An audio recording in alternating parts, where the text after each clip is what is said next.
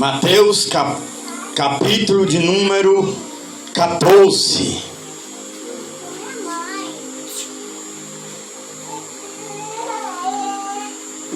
Versículo 23 e 24, que diz assim: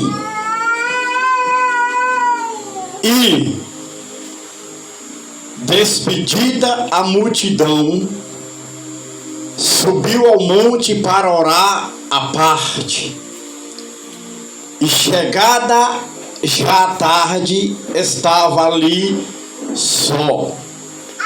E o barco estava já no meio do mar, açoitado pelas ondas, porque o vento era contrário. Pode se assentar, igreja. Glória a Deus.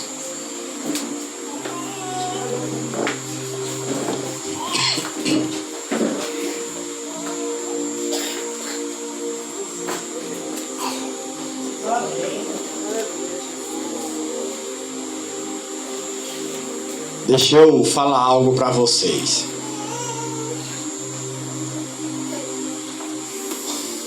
Esta semana, o Senhor, Ele tem me dado uma visão 2 vezes seguida. E a mesma visão. E a visão era o seguinte: aonde eu me encontrava, em um certo lugar, com algumas pessoas. E pessoas essas eu não conhecia. Eu não via a face. E de repente, aonde nós estávamos, parecia ser um monte alto, mas tão alto que você olhava ao redor e via outros montes mais baixos.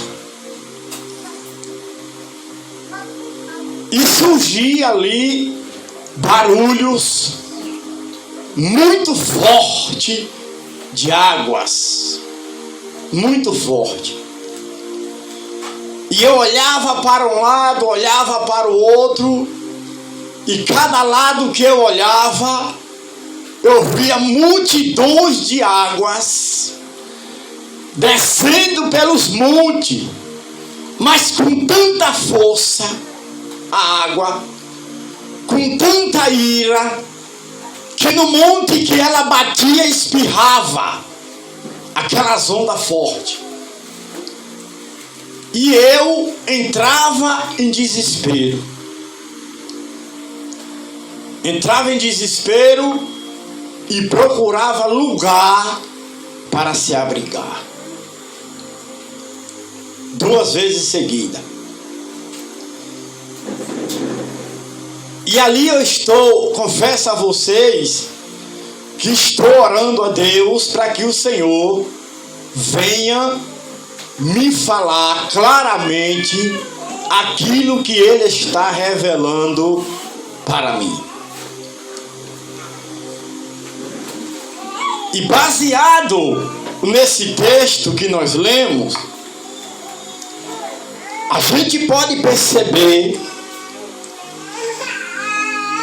que Jesus, Ele se reúne com os discípulos,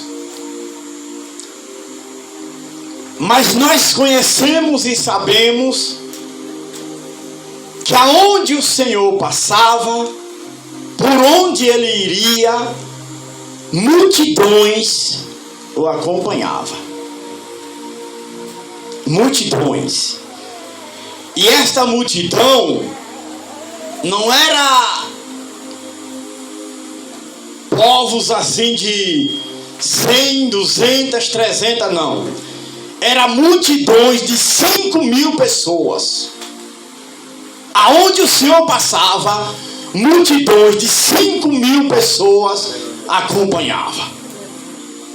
E tem texto que ainda fala, fora as crianças. Fora as crianças. Então era muita gente. E um certo dia, o Senhor estava reunido com seus discípulos em um determinado lugar. Mas a multidão ficava observando sempre aonde o Senhor estava para ir atrás. Que quando ele está à parte com os discípulos conversando, surge a multidão. E ele começa a ensinar, a pregar, a falar do seu amor, falar do seu reino. E isso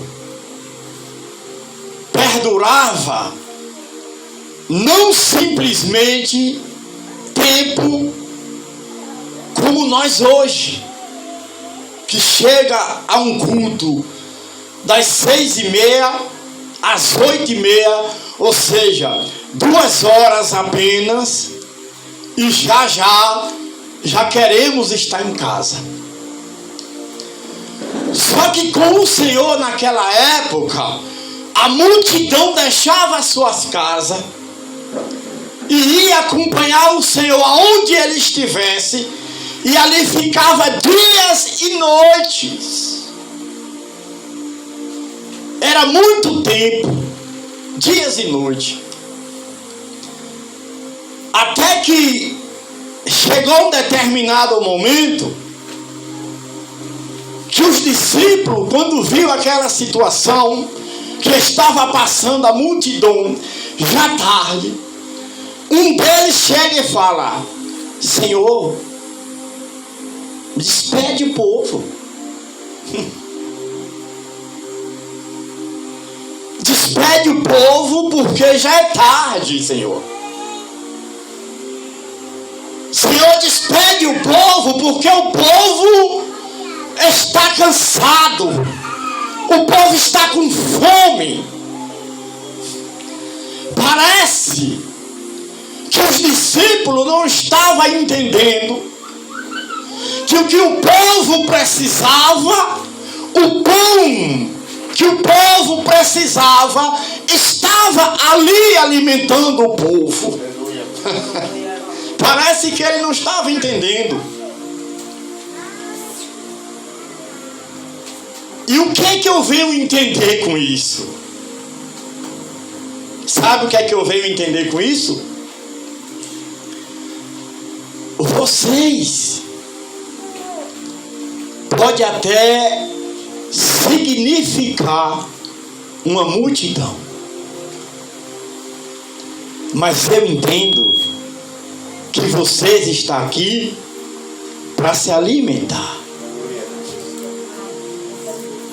Eu entendo que vocês estão aqui para se alimentar.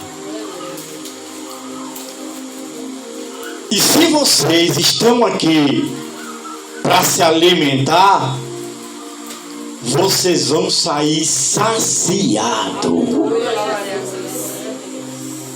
Vocês vão sair saciados.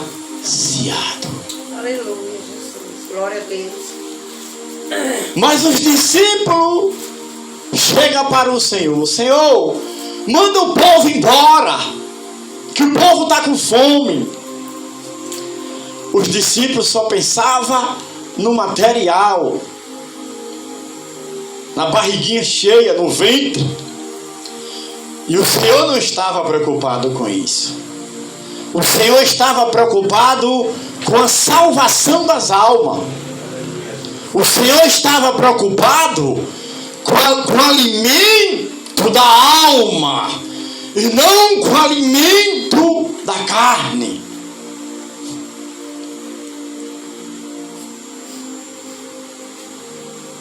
E aí, o que é que acontece?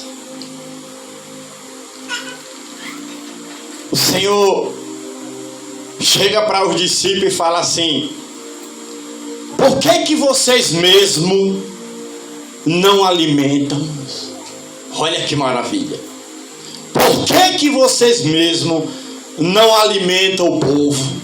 Ou seja, Jesus ele não estava preocupado com o horário, nem que o povo fosse embora.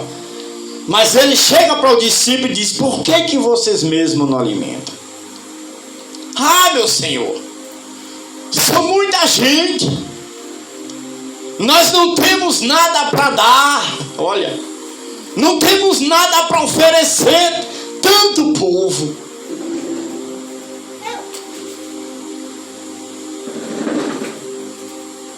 A única coisa que temos aqui são 5 pães e 3 peixinhos, 2, não me falha a memória. E aí a gente entende que para o povo de Deus ser alimentado, não precisa de muito.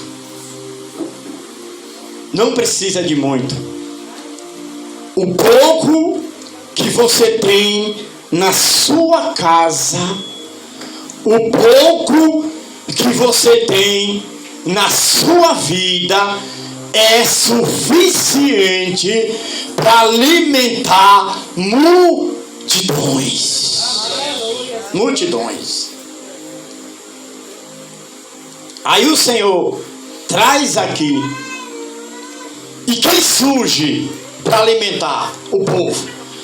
Quem surge com recursos?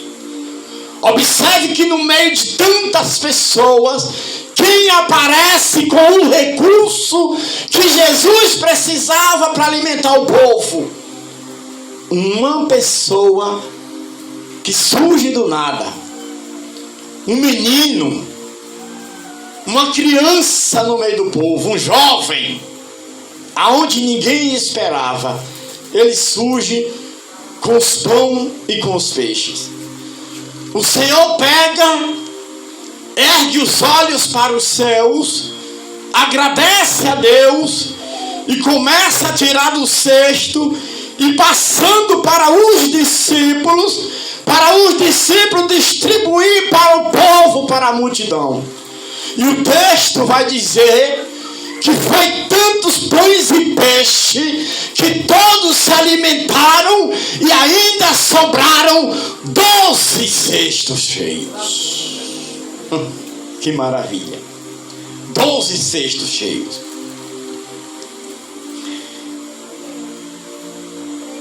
Mas existe um segredo, igreja. Existe um mistério que a gente vai chegar lá. Vocês observem que depois que isso acontece, depois desses eventos ocorridos, o Senhor agora chama os seus discípulos e dá uma ordem. Sai do meio do povo e vai para o barco. Sai do meio do povo e vai para o outro lado do mar. Foi a ordem que Jesus deu.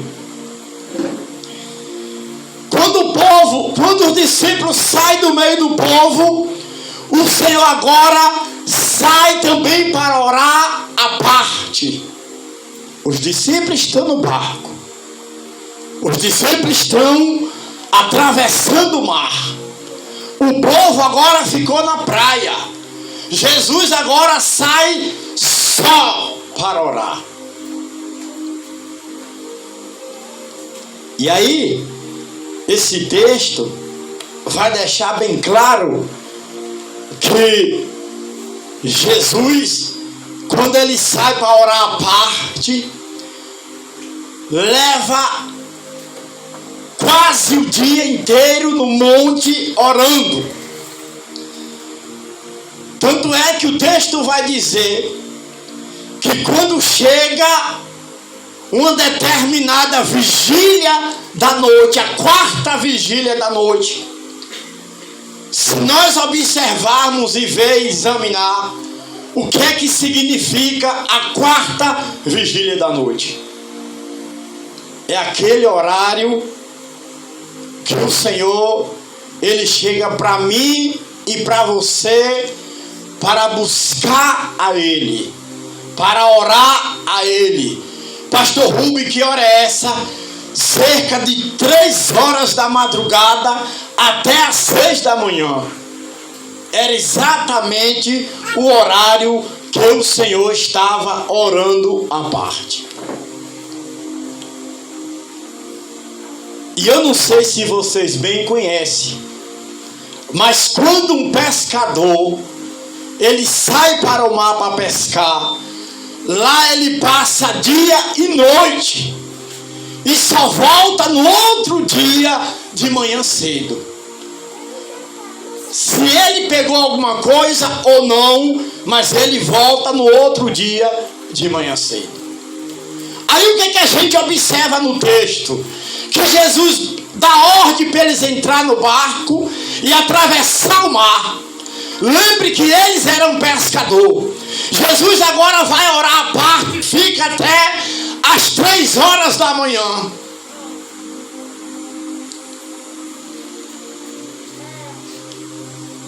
E na hora em que os discípulos começam a retornar, o texto vai dizer que o vento sopra contrário ao barco. O vento sopra contrário ao barco. Deixa eu dizer uma coisa para você. O que é que você entende de um vento soprar ao contrário? Eu tenho certeza que tem pessoas aqui que o vento está soprando ao contrário. Você tentando trilhar pelos caminhos e o vento soprando para você e para outro. Você tentando navegar o seu barco certo e o vento soprando o contrário para que você pereça dentro do barco no mar fundo. Quem sabe aqui tem pessoas com vento contrário na sua casa, na sua família. Quem sabe aqui tem pessoas com vento contrário, soprando contrário numa enfermidade. Quem sabe aqui tem pessoa com vento soprando contrário na sua vida financeira. Aleluia. E nós sabemos que para vencer uma tempestade, para vencer um vento soprando contrário na nossa vida, não é fácil. Nenhum de nós suportaria ou suportará uma tempestade se Deus não for com ele. Nenhum.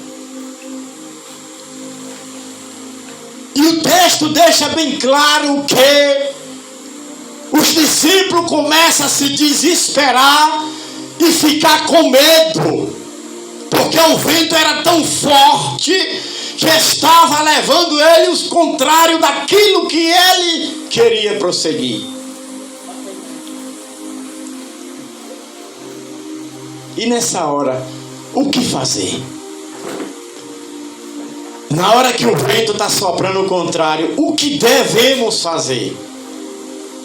Às vezes, sopra de uma forma tão forte que você perde as forças, desanima. E às vezes pensa até no seu coração, agora não tem mais jeito. Agora tudo acabou. Agora eu não suporto mais. Eu já não aguento mais esta situação. E quando os discípulos olham para frente, vê o Senhor se aproximando deles para o barco, andando sobre as águas, andando sobre o mar. E Pedro começa a ficar com medo. Os discípulos começam a se assustar. Que um deles chega e diz: olha, é um fantasma. O Senhor chega para ele e diz assim: não temas, tem bom ânimo, sou eu. Aleluia. Não temas. Não tema os ventos da sua vida. Tenha bom ânimo. Não temas isso que você está passando. Que o Senhor está dizendo: sou eu. E Pedro chega para o Senhor e diz: Senhor, se é tu mesmo, faz com que eu vá de encontro contigo. E o Senhor chega para Pedro e diz: vem, aleluia, vem, vem, filho, prossegue, vem, filha, prossegue. Quando Pedro coloca os seus pés em cima das águas, ele começa a andar. Quando ele começa a andar por cima das águas, temeu, ficou com medo. Aí agora ele começa a descer ao profundo. Quando ele começa a descer ao profundo, ele grita: Senhor, me socorre. Senhor, me socorre. E o Senhor estende as suas mãos e socorre a Pedro, que estava afundando. Aí ele chega para os discípulos e faz uma pergunta: meus filhos, por que duvidastes? Por que vocês duvidam? Em outras palavras, o Senhor está dizendo: por que vocês duvidam que eu estou com vocês? Por que vocês duvidam que vocês são capazes de vencer este vento contrário? Por que vocês duvidam que vocês são capazes de vencer estes obstáculos? Por quê? Igreja, o vento que você passa, os obstáculos que você passa e que você enfrenta, não é para você morrer. Não é para você parar. Isso que você passa é para o Senhor te fortalecer. Te fortalecer. Por que o fortalecer? Porque quanto mais tempo passa, mais vendavais surge. Quanto mais tempo passa, até que Cristo venha buscar o seu povo, vendavais surge. E como é que você vai conseguir ser aprovado se você não passar por uma prova. Como? Como que um aluno ele é provado se ele não passar por uma prova? Então, a prova que você passa é para te fortalecer, para que você seja provado. Para que você seja aprovado. E aí o texto a gente vai ver, para encerrar, para concluir, a gente observa que o Senhor, Ele em todo o tempo, Ele não deixou os seus discípulos. E aí a gente vai ver que no versículo 32 a seguir, diz: e quando subiram para o barco, acalmou o vento. Quando subiram para o barco, o Senhor, Ele acalmou o vento. Então se aproximaram-se os que estavam e diz: és verdadeiramente o Filho de Deus. Este é verdadeiramente o Filho de Deus. Então, igreja, não tenha medo. Tenha bom ânimo. Não tenha medo. Não se desanime. Não tenha medo. A adversidade, os ventos contrários que surgem sobre a sua vida. Se você se deparar por algum momento